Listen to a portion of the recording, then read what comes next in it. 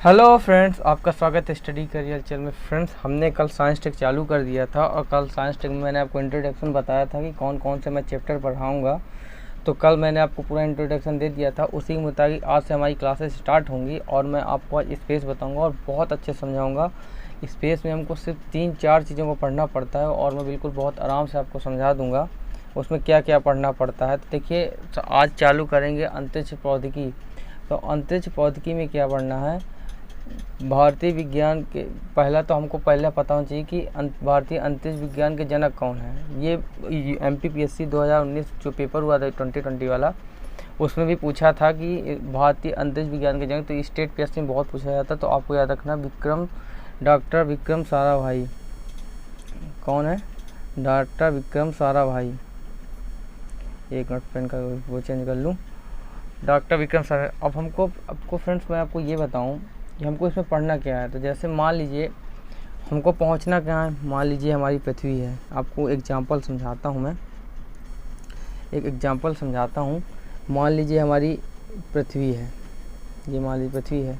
तो हम ज्योग्राफी में पढ़ते हैं क्षोभ मंडल, समताप मंडल, मध्य मंडल, आयन मंडल। उसी तरह साइंस टेक में भी ऑर्बिट होती हैं।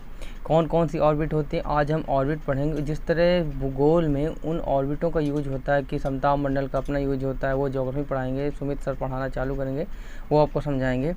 और क्षोभ मंडल क्या होता है, उसी तरह इसमें भी होता है। इसमें भी तीन ऑर्बिट होती हैं। कौन और भी होती हैं, एक होती है लियो, ये मान लीजिए लियो है। एक होती है मियो, एक होती है जीईओ, एक होती उसी में जीएसओ होती है। इनका अपना अपना यूज होता है। फ्रेंड, लियो का क्या है, मियो का क्या यूज है, और जीओ और जियो क्या है। अगर आपको मैं बताऊं, लियो का बेसिक यूज बताऊं, तो आप हमेशा ये देखते होंगे कि आपने न्यूज़ में सुना होगा, इसरो के मुताबिक यहाँ की फ़ोटोग्राफी की गई है। आपके शहर या जब लेकपाल आपके यहाँ के मुआयना करता है, तो वो एक चार्ट टाइप का लिया जाता है जिसमें उसमें पूरे इलाके की फ़ोटो होती है। उनका अगर यूज किया जाए तो लियो में ही यूज किया जाता है। और लियो के बाद मियो का क्या यूज होता है, जो आप GPS देखते हैं ना, GPS का यूज मियो में किया जाता है। जो ये और ये नेविगेशन सबसे ज़्यादा अगर यूज किसी का किया जाता है तो वो मियो का किया जाता है। और GEO का यूज किसके लिए किया जाता है, तो सबसे ज़्यादा मौसम, इंटरनेट, संचार, कम्युनिकेशन का यूज जियो में किया जाता है। जैसे आप सुनते होंगे अभी उत्तराखंड में त्रासदी हुई थी, तो ये जो फ़ोटो ली गई थी वो लियो से ली गई थी। वायुमंडल, दूर संवेदन फ़ोटो खींचना, ये सब लियो में ही होता है। और अगर मियो में कहें तो सबसे ज़्यादा यूज क्या होता है, GPS के लिए। मैं आपको आगे और बताऊंगा। अभी तो मैं सिर्फ आज इंट्रोडक्शन में ये बताऊंगा कि स्पेस में ऑर्बिट क्या होती है, उनका क्या क्या यूज होता है। तो लियो का यूज मैंने आपको बताया, चलिए आपको बताता भी हूँ। तो देखिए, ऑर्बिट क्या है, कक्ष क्या है। भौतिकी में कक्ष या ऑर्बिट स्पेस में स्थित एक बिंदु के इर्द गिर्द एक मार्ग कहते हैं। मतलब ऑर्बिट क्या होता है, भौतिक में कक्षा या ऑर्बिट स्पेस में स्थित एक बिंदु के इर्द गिर्द एक मार्ग कहते हैं। नोट, खगोलीय वस्तुओं की कक्षाएं प्रायः वृत्ताकार या अंडाकार होती हैं। अभी हो गया। अभी मैं आपको ऑर्बिट बताता हूँ कितने प्रकार की ऑर्बिट होती है मेन। अभी मैंने लियो का मतलब आपको बताया। लियो क्या होता है, ये सबसे निचली कक्षा होती है लियो। इसका फुल नेम होता है लियो अर्थ ऑर्बिट। लियो अर्थ ऑर्बिट क्या है, निम्न भूकक्षा की शुरुआत पृथ्वी की सतह से 300 से 2000 किलोमीटर ऊंचाई में स्थित है। मतलब जैसे भूगोल में पढ़ाया जाता है कि 5 भूमध्य रेखा के 5 डिग्री तक कोई बल काम नहीं करता, वैसे ही लियो के 300 नीचे कभी भी यूज नहीं किया जाता, क्योंकि वहाँ कोई बल नहीं लगता, वहाँ सुन रहता है। तो इस वजह से 300, और मैंने इसरो के डाटा के हिसाब से भी उन्होंने 300 ही बताया। तो आपको याद रखना कि 300 से 2000 किलोमीटर की ऊंचाई में स्थित होता है। ठीक है। यह उत्तर से दक्षिण दिशा में पृथ्वी के ध्रुव से होकर गुजरती है। मतलब ये अगर पृथ्वी, एक मिनट, ये अगर पृथ्वी है, ये भूमध्य रेखा के ऐसे घूमता है, ऐसे।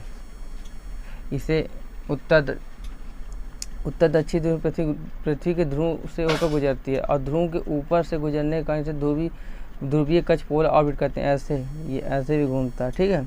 जब ऐसे घूमता है तो उसे पोलर ऑर्बिट कहते हैं। जब ये पूर्व पश्चिम में चलते हैं तो उसे भूमध्य कक्ष कहते हैं। जब ये यूँ जो मैंने आपको बताया ना ऐसे चलता है तो इसे भूमध्य कक्ष कहते हैं और ऑर्बिट कहते हैं। और जब ये ऐसे घूमता है तो इसे पोलर ऑर्बिट कहते हैं। आगे पढ़ते हैं। इस कक्षा में स्थित उपग्रह 24 घंटे की अवधि में पृथ्वी के एक से अधिक चक्कर लगा सकते हैं। ये लियो कक्षा में, क्योंकि ये सबसे निचली कक्षा होती है। ये पृथ्वी है, ये यहाँ पास होते हैं, तो यहीं से ये पृथ्वी का चक्कर आराम से पूरा कर लेते हैं। क्योंकि इस कक्ष में परिक्रमा करने वाले उपग्रहों का परिक्रमण काल लगभग 80 से 130 मिनट होता है। एक परिक्रमण मतलब 80 से 30 मिनट में पूरा हो जाता है। लियो में स्थित उपग्रह पृथ्वी के अधिकांश क्षेत्रों में काफ़ी नज़दीक से नजर रखते हैं। अब जब बताओ ये पास में है तो रखेंगे नहीं, ठीक है। इन कक्षाओं में स्थित उपग्रह से सुदूर संवेदन होता है। दूर से संवेदन मतलब दूर से फोटोग्राफी करना। जब अधिकतर देखते हैं जो अच्छे प्रधानमंत्री होते हैं एरोप्लेन से बैठ के वहाँ से कैमरा लेके करते हैं, देखते हैं कहाँ सूखा पड़ा, कहाँ अकाल पड़ा, ये जो सब करते हैं ना, ये यहीं से किया जाता है। लियो कक्ष से ही किया जाता है, इसका यूज यही होता है। और फिर इसके बाद अगर आपको बताऊँ मैपिंग निगरानी, जो भी सैटेलाइट होते हैं जो नज़र रखा जाता है, पृथ्वी के पर्यावरण अध्ययन से संबंधित महत्वपूर्ण सूचनाएं हासिल की जा सकती हैं। इंटरनेशनल स्पेस स्टेशन ये ISS ये मैं आपको बताऊंगा। और अभी चर्चा में था पहले, रूस ने भी घोषणा किया कि वो अपना 2030 तक खुद का इंटरनेशनल स्पेस स्टेशन बना देगा। हब्बल टेलीस्कोप क्या होता है मैं ये भी बताऊंगा। एस्ट्रोसेट सहित रिमोट सेंसिंग जासूसी उपग्रह आदि इसी कक्ष में स्थापित किए गए हैं। मेन इसका अगर आपको आजकल लियो का यूज़ है तो सबसे पहले याद रखने पृथ्वी की सबसे निचली कक्षा है, जिसका मुख्य उद्देश्य पृथ्वी में का अध्ययन करना है, उसकी फोटोग्राफी करना है, कहाँ भूकंप पड़ा, कहाँ अकाल पड़ा, ये जो सब चीज़ें होती हैं वो लियो कक्ष में ही स्थापित की जाती हैं। लियो के बाद ये होता है लियो का यूज। लियो में अब आपको समझ में आ गया लियो ऑर्बिट का यूज क्या होता है, ठीक है। अब आपको मैं बताता हूँ, एक होती है फ्रेंड, इससे पहले मैं आपको ये बताता हूँ मियो। जब जैसे क्षोभ मंडल खत्म होने का समताप मंडल चालू होता है, उसी तरह लियो जब खत्म होता है, लियो के बाद मियो स्टार्ट होता है। और ये इस भूकक्ष की ऊंचाई लगभग 2000 से लेके 35,786 किलोमीटर ऊंचाई पर स्थित है। परंतु इस कक्षा के अंतर्गत ज़्यादातर उपग्रह 20,200 किलोमीटर की ऊंचाई में अर्थात अर्धतुल्यकालिक कक्ष में स्थापित किए जाते हैं, न मतलब ज़्यादा ऊपर न ज़्यादा नीचे। इस कक्ष का सबसे ज़्यादा उपयोग GPS के लिए किया जाता है। जैसे अभी नाविक GPS के लिए यूज किया था, 2019 में क्वेश्चन भी पूछा था नाविक के लिए, नाविक क्या है, उसमें कितने उपग्रह हैं, वो जो आया था वो यही था। फिर इसके बाद इस कक्ष में घूम रहे भूमध्य मुख्य उपग्रहों का कार्य नेविगेशन करना है। बताना अगर कभी भी आपको मियो कक्ष आए तो आपको तुरंत दिमाग में लगाना है कि यार ये मियो जो है नेविगेशन के लिए यूज की जाती है। मियो में स्थित उपग्रह का परिवहन काल 2 से 24 घंटा का होता है। अब ये देखिए, ये सब जो GPS के नाम है, टेलीस्टार, GPS अमेरिका का होगा, गैलोनास, गैलीलियो जैसे नेविगेशन प्रणाली उपयुक्त उपग्रह मियो में स्थापित किए जाते हैं। ये हो गया मियो कक्ष का यूज हो गया। अब फिर भू स्थिति कक्ष, अब GEO और GSO और GTO 3 कक्ष होती हैं, इनका उपयोग मैं बताता हूँ। अगर आपसे GEO का उपयोग बताऊं और GTO का GEO और GSO में अंतर क्या होता है। GEO क्या होता है, कोई भी सैटेलाइट व्यक्ति, जैसे मान लीजिए मैं ये हूँ, और यहाँ से कोई भी सैटेलाइट जो यहाँ होगी वो मुझको यहाँ दिखेगी। अगर मैं यहाँ देख रहा हूँ तो सैटेलाइट मुझे यहाँ मतलब ये होता है GEO में सैटेलाइट 24 घंटे मेरे सापेक्ष सामने होती, मतलब मेरे सामने होगी, ना कि पृथ्वी के सापेक्ष। ये बहुत अच्छे से याद रखना, यही पूछता पेपर में, ये याद रखना है। GEO में मैं सैटेलाइट हमेशा मेरे सापेक्ष सामने होगी, ना कि पृथ्वी के सापेक्ष। मैं जिस तरफ देखूंगा सैटेलाइट मुझको उस तरफ दिखेगी। और जीएसओ में क्या होता है, और यही बहुत कन्फ्यूजन होती है। जीएसओ में क्या होता है, जीएसओ में 24 घंटे में सैटेलाइट एक बार आपको जरूर दिखेगी। मतलब कल आपने जिस टाइम उस सैटेलाइट को देखा था, जैसे मान लीजिए आज आपने 12 बजे उस सैटेलाइट को देखी, तो वो उसके बाद वो 12 बजे कल आपको उसी टाइम में ज़रूर दिखेगी। दिन 24 घंटे में एक बार वो सैटेलाइट आपको दिखती है। तो जीईओ और जीएसओ में आपको अंतर हमेशा याद रखना है। जीईओ में 24 घंटे आपके सापेक्ष होती है, आपके सापेक्ष, और जीएसओ में क्या होता है, 24 घंटे में एक बार आपके सामने होगी। वही चीज़ मैं आपको देख लिखा भी है मैंने कि जीईओ पृथ्वी के लगभग 36,000 किलोमीटर की ऊंचाई में पर हम स्थित उस कक्ष को कहा जाता है जहां स्थित उपग्रह पृथ्वी से हमेशा एक ही स्थान में दिखाई देंगे। मतलब कि वही है क्षति जो हमेशा स्थित उस कक्ष को कहा जाता है जहां स्थित उपग्रह पृथ्वी से हमेशा एक ही स्थान में दिखाई देंगे। मैंने कहा ना, जहां आप देखोगे, जिस जगह दिखेगी सैटेलाइट, आप जिस तरफ देखोगे सैटेलाइट उसी तरफ दिखेगी। यह कक्ष भूमध्य रेखा के ऊपर स्थित है, जिसका भूमध्य रेखा में झुकाव 0 एंगल ऑफ इंक्लिनेशन होता है। ये है, ये ऐसे होती है, बिल्कुल 0 डिग्री में ऐसे घूमती है। जीईओ में भू स्थित कक्षा में स्थापित उपग्रह को फोकस कक्ष प्रभाव क्षेत्र को फुटप्रिंट कहा जाता है। फुटप्रिंट क्या होता है? फुटप्रिंट अगर मैं आपको बताऊं, फुटप्रिंट कुछ नहीं होता। रुकिए 1 मिनट, इसको हटा दूं। फुटप्रिंट क्या होता है? फुटप्रिंट क्या होता है? मान लीजिए पृथ्वी है और ये सैटेलाइट है, तो इस सैटेलाइट का फोकस, सैटेलाइट अगर यहाँ तक देख रही है, जहाँ तक वो देख सकती है, तो उसका फुटप्रिंट कहलाता है। मतलब कि उपग्रह की निगाहें, उसकी नज़रें जहाँ तक पहुँच रही हैं, वो जहाँ तक देख सकता, उसको उसका फुटप्रिंट कहते हैं। मतलब मेरी आँखें, मैं जहाँ तक देख सकता हूँ अपनी आँखों से, वो मेरा फुटप्रिंट हो गया, उसे फुटप्रिंट कहा जाता है। फुटप्रिंट आपको मतलब आज समझ में आ गया होगा। अब एक उपग्रह जीईओ में पृथ्वी का 1/3 भाग देख सकता है। अगर पूरी पृथ्वी में नज़र वो करनी है तो आपको 3 उपग्रह की आवश्यकता होती है। जो पृथ्वी ने, जो हमारे इसरो ने 3 उपग्रह लॉन्च किए हैं उसके नेविगेशन के लिए। आपको मैं आगे बताऊंगा बहुत अच्छे से, ठीक है, जीपीएस के लिए। फिर इसका उपयोग संचार, मौसम, इंटरनेट में किया जाता है। आप कम्युनिकेशन में देखते होंगे, बहुत दूरी होने में, जैसे टीवी में देखते हैं ना, वो पूछता है भारत में, जब बैठ जाते हैं तो हेलो करते रहते हैं, वहाँ कहते हैं संपर्क कट गया। ये सब जो मौसम का अध्ययन करना, इंटरनेट, आज आपको पता चला इंटरनेट जो होता है ये जीईओ में ही होता है, वहीं से सब किया जाता है। एक होता है जीएसओ, आपको ने जो बताया। जीएसओ क्या है? जीएसओ में मैंने आपको बताया कि इसमें 24 घंटे में एक बार सैटेलाइट आपको ज़रूर दिखेगी। जैसे आपने 12 बजे जहाँ देखी थी, तो कल वो आपको 12 बजे दिखेगी। 24 घंटे आपके सापेक्ष नहीं होती। यही अंतर होता है जीईओ और जीएसओ में। यही लिखा भी मैंने। भूतुल्यकालिक उपग्रहों को समझने के लिए इस प्रकार के तारों की कल्पना की जा सकती है जिसकी स्थिति 24 घंटे में समय के साथ बदलती रहती हो, परंतु अगले दिन वह किसी निश्चित समय पर उसी निश्चित स्थान पर दिखेगा जहां पिछले दिन दिखा था। जबकि भू स्थित उपग्रहों की स्थिति उस तारे के समान मानी जा सकती है जो पूरे 24 घंटे एक ही स्थान पर स्थित रहता है। मैंने बताया ना, ये फ्रेंड आज आपको अंतर समझ में आ जाना चाहिए क्या होता है। नोट: सभी भू स्थित कक्षाएं भूतुल्यकालिक होती हैं, लेकिन सभी भूतुल्यकालिक कक्षाएं भू स्थैतिक नहीं होती हैं। ये याद रखिएगा, कभी पूछ ले स्टेटमेंट में। और देखिए, ये होता है जीईओ, मैंने बताया जीईओ, और ये होता है जीएसओ। ठीक है, अब आपको बताता हूँ। हाँ, देखिए, एक ऑर्बिट होती है सन सिंक्रोनस ऑर्बिट, मतलब सूर्य तुल्यकालिक कक्षा। जिस तरह जीई और जीएसओ होता है कि एक बार देखिए, उसी तरह सन सिंक्रोनस ऑर्बिट में क्या हो, इसको कुछ नहीं है। जो सैटेलाइट सूर्य के सापेक्ष हो, मतलब जहाँ जहाँ सूर्य होगा वो सैटेलाइट भी वहीं दिखेगी। मान लीजिए अगर ये सूर्य, अगर ये पृथ्वी है, अगर सूर्य यहाँ दिखेगा तो यहाँ जापान में दिख रहा है तो जापान में सैटेलाइट दिखेगी। अगर चाइना में है तो चाइना में सैटेलाइट दिखेगी। इंडिया में है तो इंडिया में, मतलब जहाँ जहाँ सूर्य होगा वो सैटेलाइट वहाँ, अब सैटेलाइट भी वहाँ दिखेगी।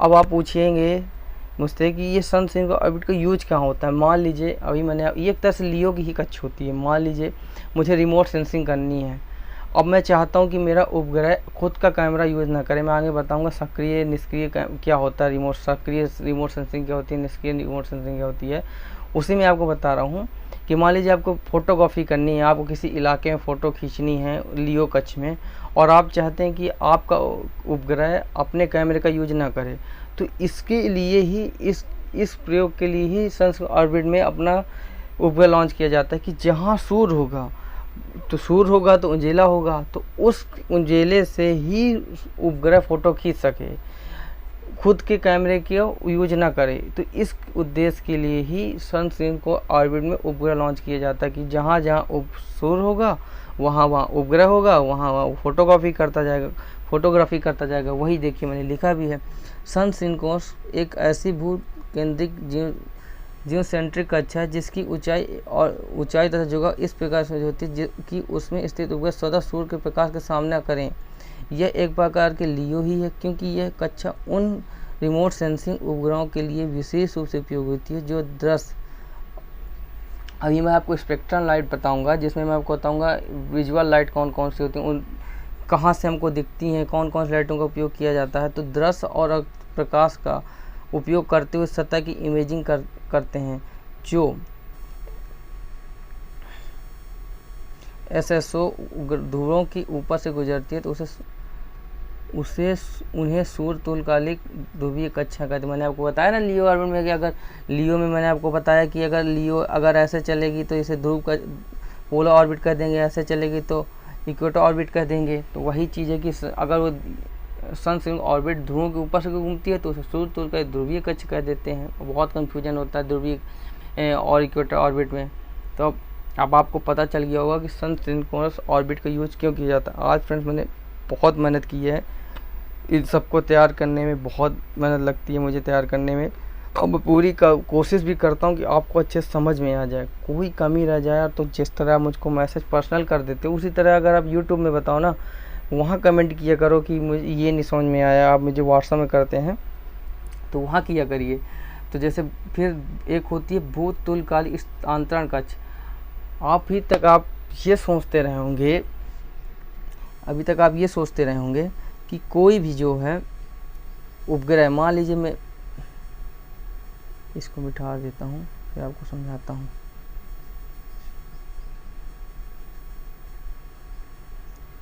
मान लीजिए मैं आपको ये है, अभी तक आप कोई भी जो सैटेलाइट लॉन्च किया, मान लीजिए मैंने पृथ्वी से कोई सैटेलाइट लॉन्च की, तो अभी तक ये आप सोचते होंगे कि सैटेलाइट सीधा जैसे मैंने जीई और जीएसओ में लॉन्च किया, तो कोई ऑर्बिट डायरेक्टली जीई और जीएसओ में नहीं जाती कभी भी।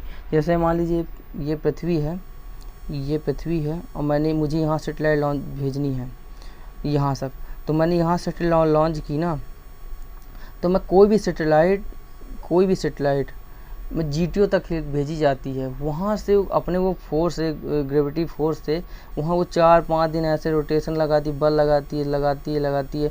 जब वो रेंज पकड़ लेती है तो जीटीओ से ही ऑटोमेटिक जीई और जीएसओ में जाती है।